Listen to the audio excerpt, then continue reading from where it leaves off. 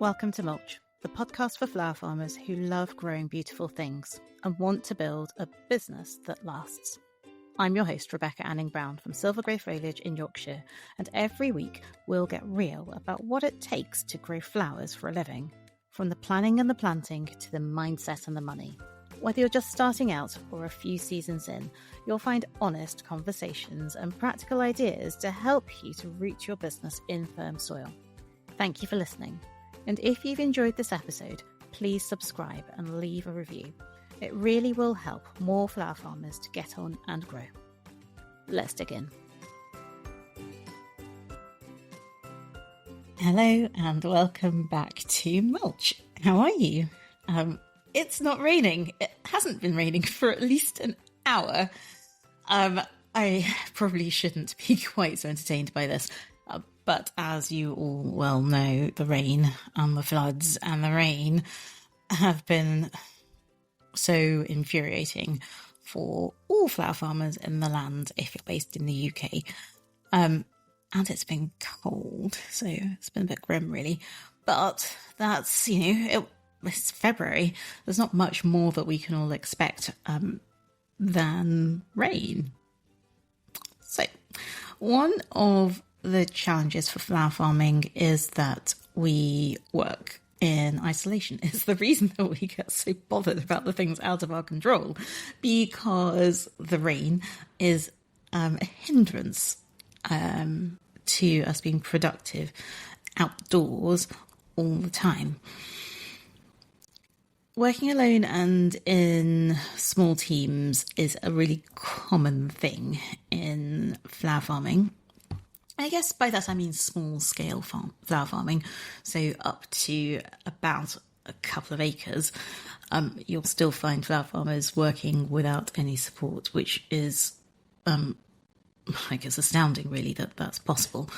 But that's the extent to which some of you will be pushing yourselves. And if you haven't already, I would consider your tea your trusted support from the Roots mnemonic, and just think about whether there's any additional support that you might want to get if that is you. But that's not the purpose of today's podcast. Today's podcast really is influenced by social media, because when you're working in isolation and small teams, social media can often act as a guidepost for how everyone else is doing.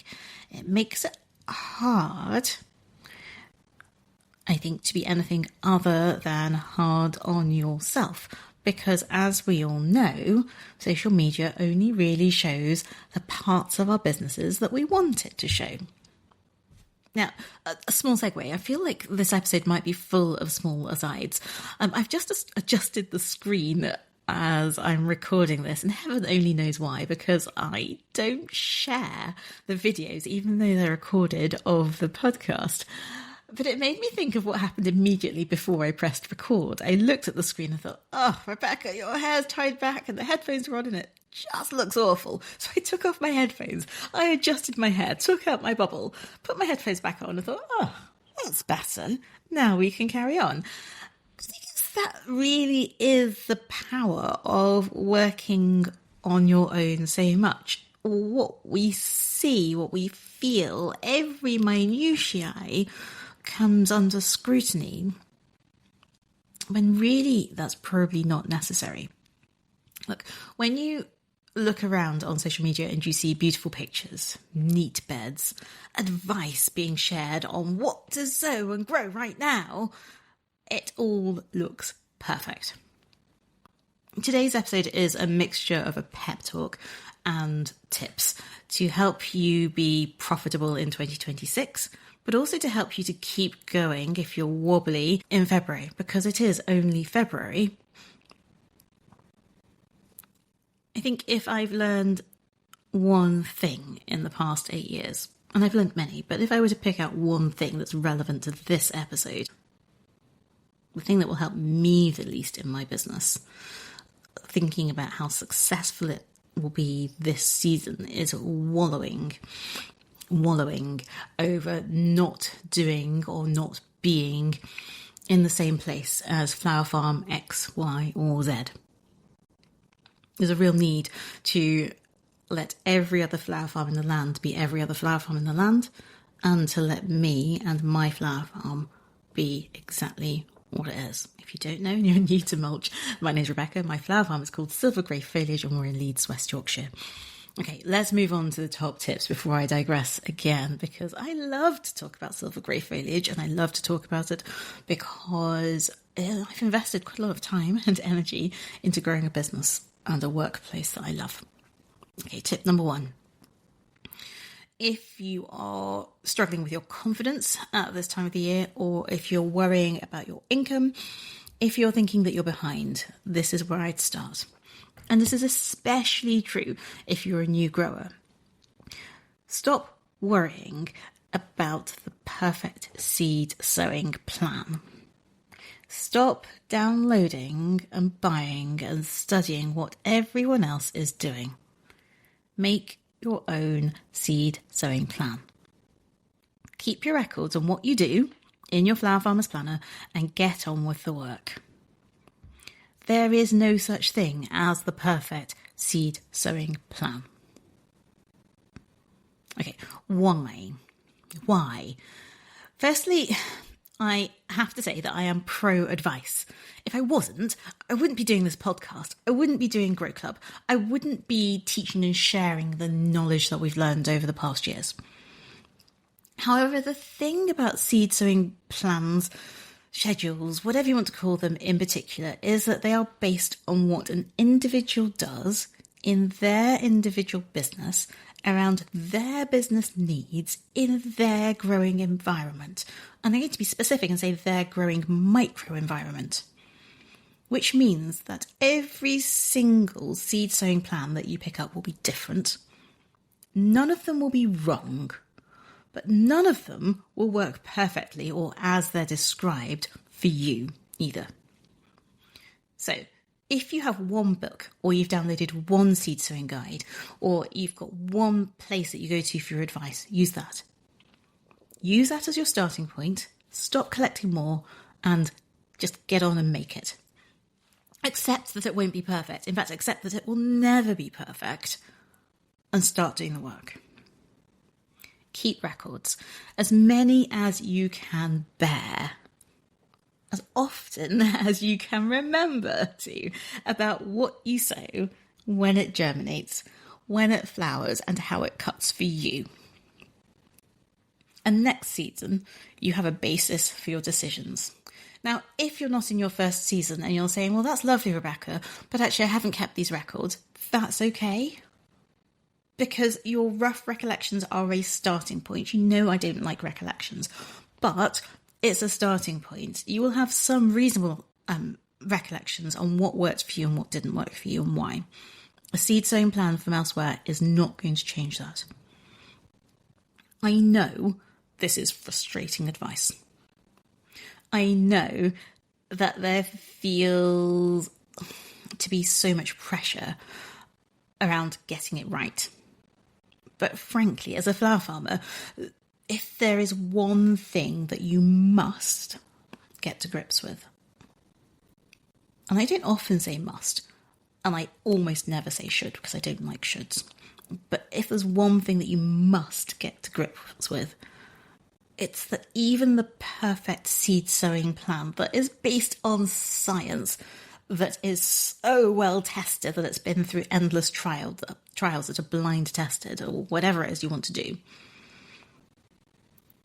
your plants are going to do their own sweet little thing outdoors or in the tunnel based on what the weather gods offer you. That may not be popular advice to hear, but you can have the perfect seed sowing plan and it'll be buggered up by whatever comes from the sky. And things will come, roughly speaking, when they come. And that's my objection to seed sowing plans, because the reality is that there is going to be some give or take. There is no perfection. There will be windows, and I love a window when things are going to be available. And that is all that you can offer from a seed sowing plan. The more you use your own records, the closer to understanding the beginnings and ends of your own windows. And the more you know about your own windows for availability, the better you'll be able to predict. It's really uncomfortable. Flower farming is uncomfortable.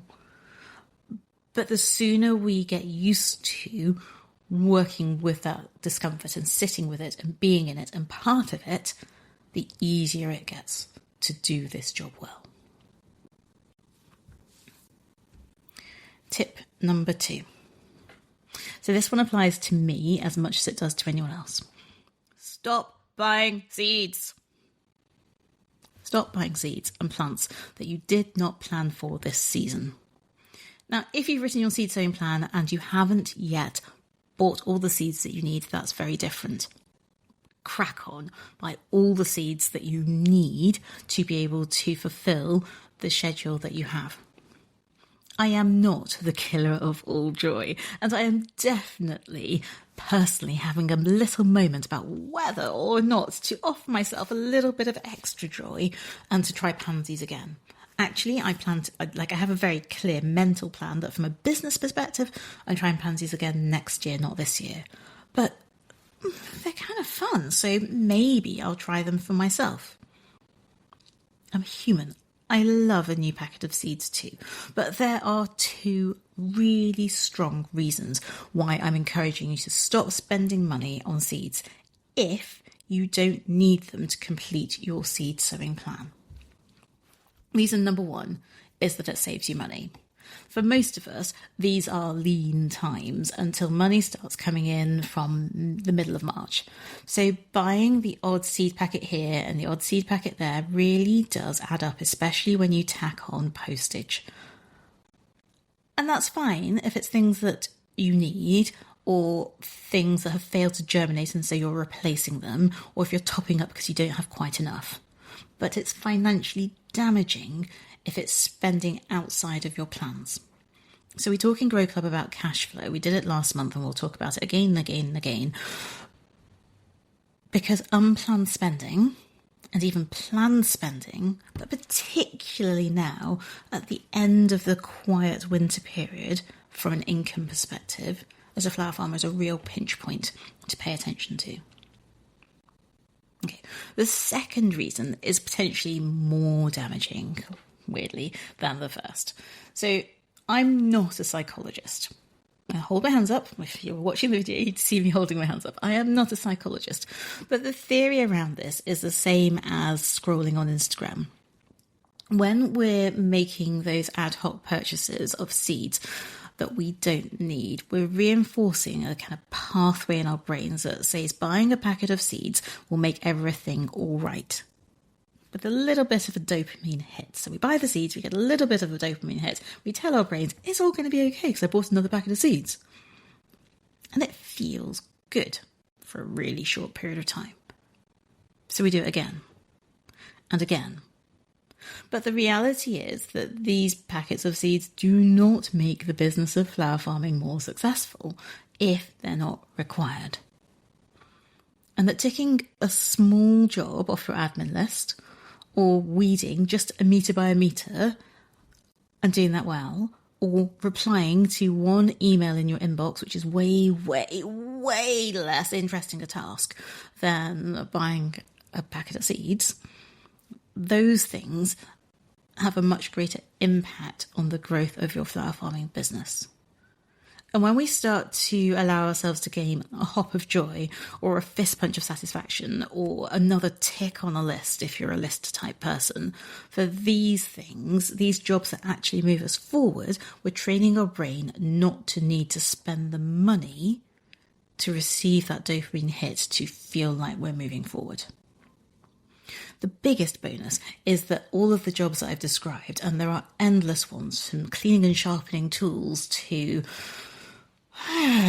ordering your seed packets that you already have, they move you forward and they make you money in time and they don't cost you a single penny. Tip number 3. I would love it if you could start reframing how you observe other flower farms.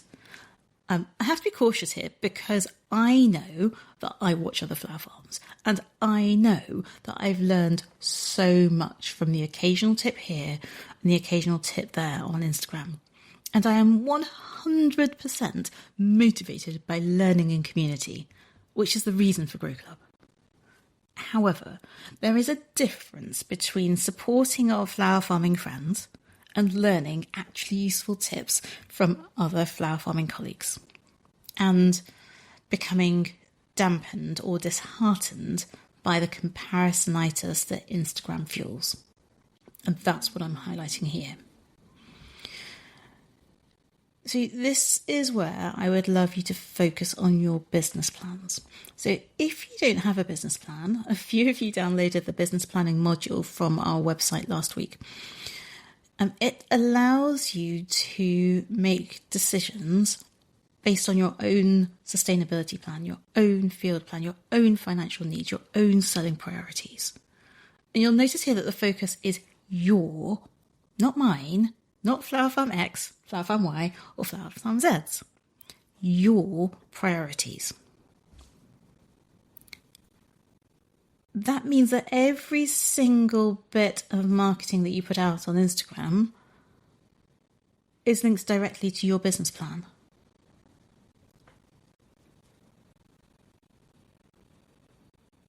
Try your hardest not to be swayed by... It's so difficult. I know it's difficult, but try your hardest not to be swayed or worried or dampened by what other people are putting out there. Because based on what you put into the public arena, you will also know that it's never the full story. Doesn't mean people are lying. It doesn't mean people are bending the truth. It means that they're showing what they need to grow their flower farm businesses, and you need to do the same. So those are my 3 tips. Focus on your business plan. I'm doing these in reverse, just to check you're concentrating. Number 2, stop buying seeds unless you actually need them. Number 3, create your own seed sowing plan. It will be okay. Okay, that's enough from me. If you need to anchor your records or your business plan, head to our website now. It's www.silvergreyfoliage.com. Order a Flower Farmer's Planner or order your business planning module and it will arrive with you straight away. Otherwise, if you found this episode useful, share it in your social media to help other flower farming friends and leave a review. Remember to tag us if you're sharing the episode, and then I can have a moment of joy, but also I can say thank you, because I'm genuinely grateful for every share that brings other flower farmers closer to this free resource on the business of growing your flower farm. I'll be back next week with another episode of Mulch about flower farming in practice. I look forward to seeing you then. Rebecca.